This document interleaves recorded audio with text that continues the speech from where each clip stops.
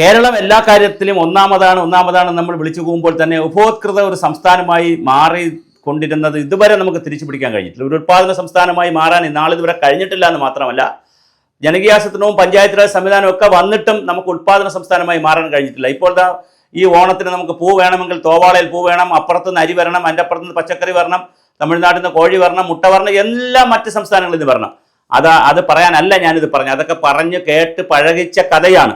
പുതിയ കഥ എന്ന് പറയുന്നത്, പുതിയ കാര്യം എന്ന് പറയുന്നത് കഴിഞ്ഞ 6 മാസക്കാലമായി, അതായത് തുടർച്ചയായി ജനുവരി ഫെബ്രുവരി മാർച്ച് ഏപ്രിൽ മെയ് ജൂൺ 6 മാസക്കാലം ദേശീയ തലത്തിലുള്ള ഉപോത്കൃത വില സൂചികയും പണപ്പെരുപ്പത്തിന്റെ കാര്യത്തിൽ കേരളം വളരെ മുന്നിലോട്ട് പോയത് കൊണ്ട് തന്നെ റീറ്റെയിൽ പണപ്പെരുപ്പം എല്ലാം വളരെ വലിയ രൂപത്തിലേക്ക് പോകുന്നു. അതേസമയം ദേശീയ തലത്തിൽ ഇത് കുറഞ്ഞു വരുന്നു. ദേശീയ തലത്തിൽ ഈ പണപ്പെരുപ്പം കുറയുന്നതിനനുസരിച്ച് വിലക്കയറ്റവും കുറഞ്ഞു വരും. അപ്പൊ ദേശീയ തലത്തിൽ വിലക്കയറ്റം കുറഞ്ഞു വരുമ്പോൾ ദേശീയ തലത്തിൽ 2.82% 2.10% കുറഞ്ഞു ദേശീയ തലത്തിലുള്ള പണപ്പെരുപ്പം.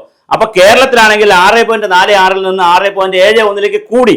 അപ്പൊ വളരെ വലിയ തോതിലാണ് ഇവിടെ കേരളത്തിൽ വിലക്കയറ്റം ഉണ്ടാകുന്നത്. ഇപ്പൊ വെളിച്ചെണ്ണയുടെ വില നോക്കൂ, 400 രൂപ, ഇനിയിപ്പോൾ 600 രൂപ ആയാലും അത്ഭുതമില്ല എന്ന് പറയുന്നത്. അങ്ങനെ തേങ്ങയുടെ വില, ഓരോ വസ്തുക്കളുടെയും വില വളരെ വലിയ തോതിലാണ് കൂടിക്കൊണ്ടിരിക്കുന്നത്. അപ്പോൾ ഇങ്ങനെ വലിയ വിലക്കയറ്റത്തിലേക്കാണ് പോകുന്നത്. ഓരോ വസ്തുക്കളും വലിയ വിലക്കയറ്റത്തിലേക്കാണ്. എന്തുകൊണ്ടാണ് ഇത് സംഭവിക്കുന്നത്? നമ്മളൊരു ഉപോത്കൃത സംസ്ഥാനമാണ് സമ്മതിച്ചു. അപ്പം മറ്റ് സംസ്ഥാനങ്ങളിലെ വസ്തുക്കളെ ആശ്രയിച്ച് മാത്രമേ നമുക്ക് നിൽക്കാൻ കഴിയൂ. നമ്മളിങ്ങനെ വിജ്ഞാന കേരളം, ഹരിത കേരളം, ഇങ്ങനെ വേണ്ട അട്ടഹാസമാണ്. ഓണത്തിന് ഒരു മുറം പച്ചക്കറി, പിന്നെ അങ്ങനെ ഇങ്ങനെ മട്ടപ്പാവ് കൃഷി, തറകൃഷി, പൂന്തോട്ട കൃഷി എന്നൊക്കെ പറഞ്ഞ് നമ്മൾ വല്ലാതെ ബഹളം ഉണ്ടാക്കുമ്പോഴും യഥാർത്ഥത്തിൽ നമ്മുടെ ഉൽപാദന മേഖല വല്ലാതെ പിറകിലോട്ട് പോയിരിക്കുന്നു. അങ്ങനെ ഉൽപാദന മേഖല പിറകിലോട്ട് പോകുന്നതിനനുസരിച്ച് നമുക്ക് വലിയ പ്രതിസന്ധിയാണ് വന്നിരിക്കുന്നത്. വലിയ വിലക്കയറ്റമാണ് രാജ്യത്ത്. നമ്മൾ മോഡി ഗവൺമെന്റിനെയൊക്കെ വല്ലാതെ വർത്തമാനം പറയുമ്പോൾ ഇപ്പൊ അവസാനത്തെ പണപ്പെരുപ്പ ഇൻഡെക്സ് വന്നിരിക്കുമ്പോൾ, ഉപഭോക്തൃ കൺസ്യൂമർ ഇൻഡെക്സ് ഒക്കെ വന്നിരിക്കുന്നു. ഇതെല്ലാം ഡേറ്റയാണ്.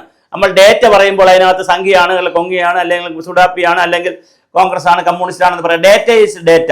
അപ്പൊ ഇപ്പോൾ വന്നുകൊണ്ടിരിക്കുന്ന ഡേറ്റ വിലക്കയറ്റത്തിന്റെ കാര്യത്തിൽ കഴിഞ്ഞ 6 മാസമായി നമ്മൾ തുടർച്ചയായി മുന്നോട്ട് തന്നെയാണ്. ഒരു സാഹചര്യത്തിൽ നമ്മൾ മുന്നോട്ട് പോകുന്നില്ല. അതേസമയം നാഷണൽ ലെവലിൽ വിലക്കയറ്റം കുറഞ്ഞു വരുന്നു. നമ്മൾ ഗ്ലോബലൈസേഷന്റെ ഭാഗമായും ലിബറലൈസേഷന്റെ ഭാഗമായും ഒക്കെ GDP ഇന്ത്യയിൽ കൂടിയപ്പോൾ നമ്മൾ പലപ്പോഴും പറഞ്ഞത് അന്തരം കൂടുമെന്നാണ്, ദരിദ്ര സമ്പന്ന അന്തരം കൂടുമെന്നാണ്. പക്ഷെ അത് നിതിൻ ഗഡ്കരി അതിനനുസരിച്ച് ചില സൂചനകൾ പറയുകയും ചെയ്തു. അത് പരിശോധിക്കണമെന്ന് പറഞ്ഞു. പക്ഷേ എന്തായാലും ശരി, രാജ്യത്ത് സാധനങ്ങളുടെ വില കുറഞ്ഞു വരുന്നു. നമ്മുടെ നാട്ടിൽ സാധനങ്ങളുടെ വില കൂടി വരുന്നു. പണപ്പെരുപ്പം രാജ്യത്ത് കുറഞ്ഞു വരുന്നു, നമ്മുടെ നാട്ടിൽ കൂടി വരുന്നു. ഇതൊന്നും ചർച്ച ചെയ്യാൻ ഇവിടെ ആർക്കും താല്പര്യമില്ല. സമയം നമുക്ക് സൂംബ, സ്കൂൾ സമയം, ഭാരതാംബ, പിന്നെ അതുപോലെ കീം പരീക്ഷ, ഇങ്ങനെ ആവശ്യമില്ലാത്ത കാര്യങ്ങളിൽ നമ്മൾ ചർച്ച ചെയ്ത് യഥാർത്ഥ പ്രശ്നം, ഇവിടെ പാവപ്പെട്ടവന് 10, 200, 300, 500 രൂപ കൊണ്ട് ജീവിക്കാൻ കഴിയാത്ത ഒരു സാഹചര്യത്തിലാണ് മലയാളി നിൽക്കുന്നത്. കർണാടകത്തിലെ പെൺകുട്ടികൾക്ക് ട്രാൻസ്പോർട്ടിൽ ഫ്രീ ആക്കിയിട്ടുണ്ട്. തമിഴ്നാട്ടിൽ വർഷങ്ങളായിട്ട് വനിതകൾക്ക് മൊത്തം ഫ്രീ ആണ്.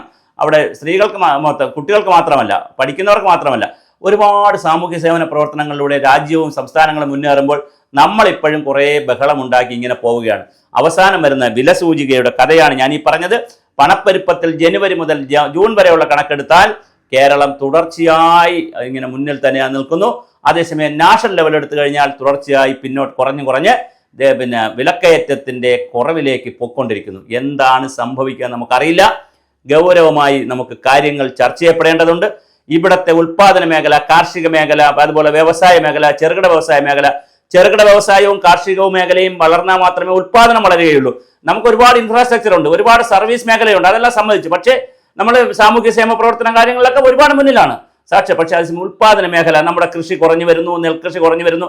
നെൽകൃഷിക്കാർക്ക് പൈസ കിട്ടുന്നില്ല, സമയത്ത് പൈസ കിട്ടുന്നില്ല. നാളികേര കൃഷിക്കാർ വലിയ പ്രതിസന്ധിയിലാണ്. കാര്യം ഉൽപാദനം കുറയുകയാണ്. നമ്മളവിടെ വില കൂടുന്നു എന്ന് പറയുമ്പോഴും ഉൽപാദനം കുറയുകയാണ്. അത് വളരെ പ്രധാനപ്പെട്ട ഒരു കാര്യമാണ്. ഉൽപാദനം കുറയുന്നത് കൊണ്ട് നാട്ടുകാർക്ക് കുറച്ച് വില കൊടുക്കാൻ, പക്ഷേ ഒരു പർട്ടിക്കുലർ സമയം കഴിഞ്ഞാൽ ഉൽപാദനം തന്നെ കാണത്തില്ല, പിന്നെ അതിൻ്റെ വില. അപ്പോൾ അത്തരത്തിലുള്ള വലിയ പ്രതിസന്ധിയിലേക്കാണ് കേരളം പോകുന്നത്. ഈ പ്രതിസന്ധി ചർച്ച ചെയ്യാൻ കേരളത്തിന് സമയവുമില്ല, താല്പര്യമില്ല. നമുക്ക് കുറേ വിവാദങ്ങൾ, തള്ളിമറിക്കൽ, ആവശ്യമില്ലാത്ത കാര്യങ്ങളിലേക്ക് പോകും. രാജ്യം മുന്നോട്ട് പോകുമ്പോൾ, വിലക്കയറ്റത്തിൽ രാജ്യം എല്ലാറ്റിനെയും പിടിച്ചു കെട്ടുമ്പോൾ കേരളം കുതിച്ചുയരുന്നു.